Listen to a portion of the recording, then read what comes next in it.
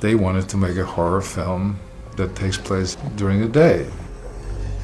You know, the genre is totally dependent on darkness, right? That's how you make scary movies. But, you know, obviously shoot it over several weeks, and, you know, not every day is the same, and the light is different, and, you know, by design, you have no control of it, you know. So that was the most difficult thing for me.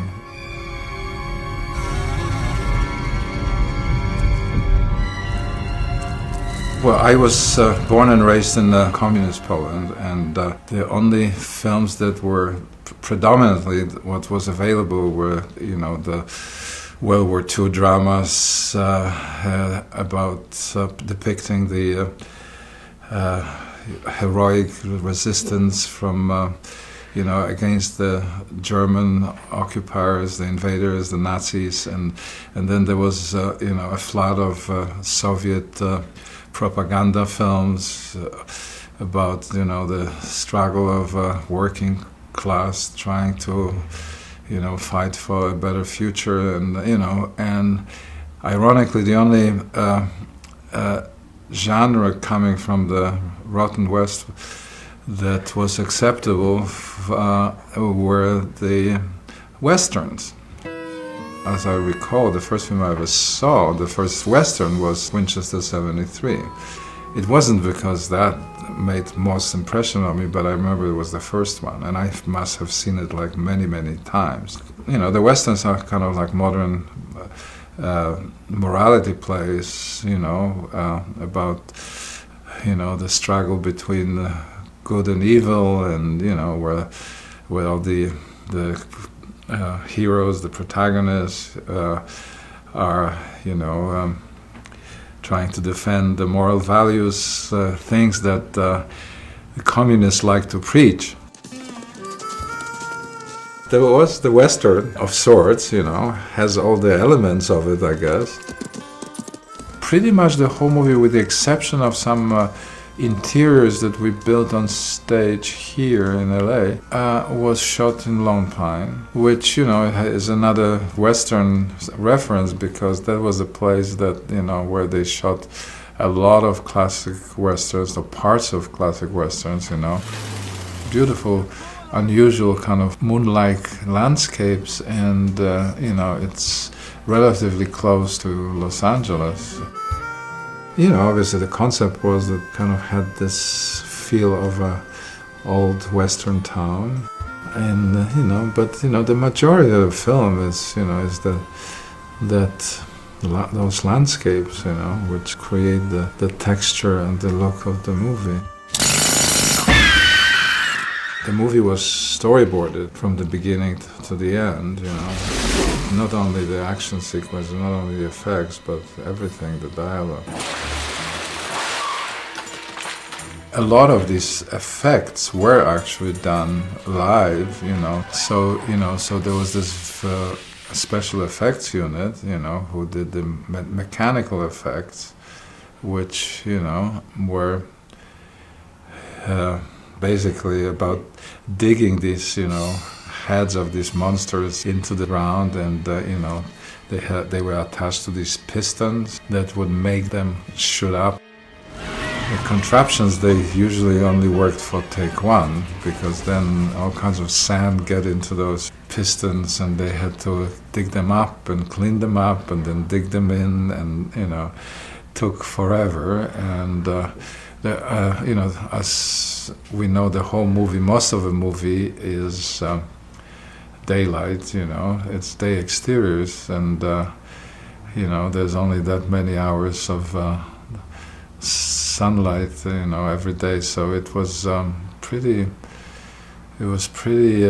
stressful. Everybody always thinks that this is the easiest thing to do, is, you know, shoot things outside, because, you know, it is what it is. You just, you know, stick a light meter and then, you know, take measurements, and that's the end of the story. But, you know, match, because you obviously shoot it over several weeks, and, you know, not every day is the same, and the light is different, and, you know, some days are overcast. You know, one of the things was the fluidity of the camera, because you didn't want to, you know, create all of this in, you know, in editing, you know. You also wanted to kind of, you know, make the camera movement fluid, and, you know, that doesn't necessarily work with the effects. But also we had, you know, the whole concept of Jaws on land, you know.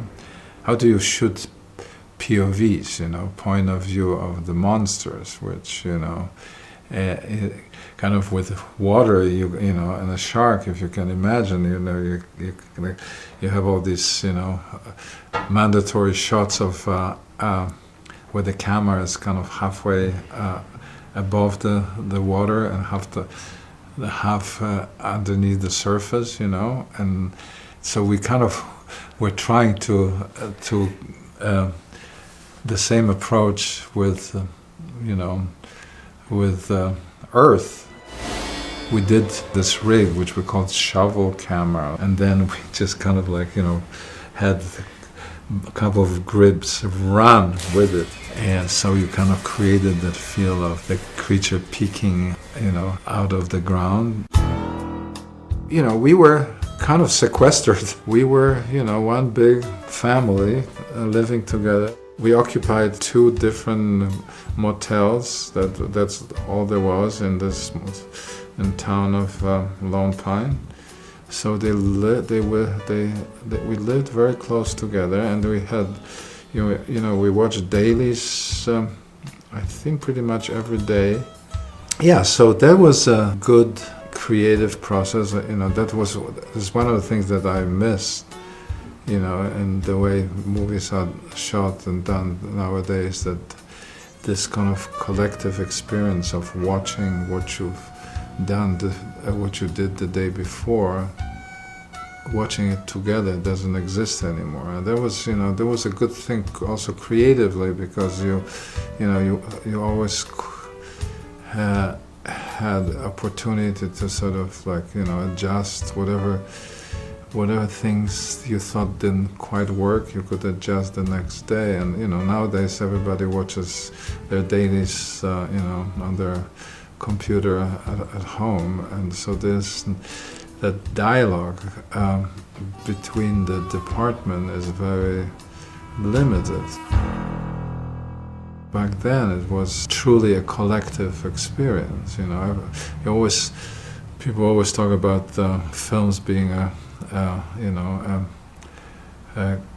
collective art form, but it was more so back then than it is today.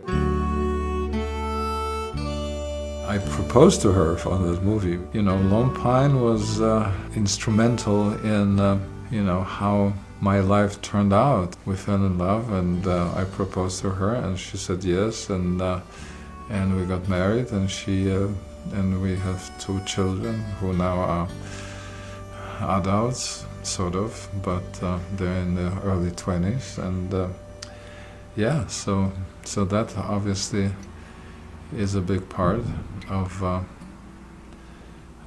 the, you know, sentiment about this film. It was not all about for me, it wasn't all about the monsters underground. You know, when I first read the script, it was kind of, you know, it was fun, but it was silly. When it first came out, it was, you know, it was what it was. It wasn't like a huge success, but then eventually, over the years, it became a cult film.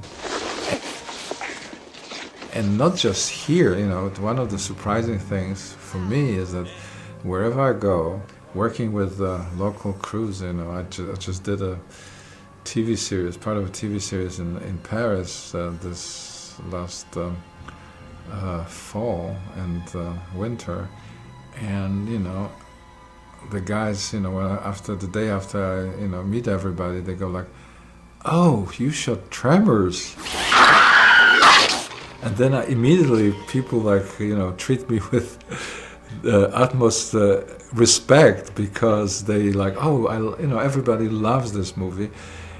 I thought that initially it was just like a, you know, American phenomenon, but it's all over the world, you know. And it's also something in what was it, Lithuania, you know. the same thing, you know. Oh, we love this movie. So that's very surprising and I thought it was surprising for everyone. But you know, the producers, you know, and the studio, obviously, they all wanted this to be a success. But I don't think that everybody ever thought it would become a cult movie.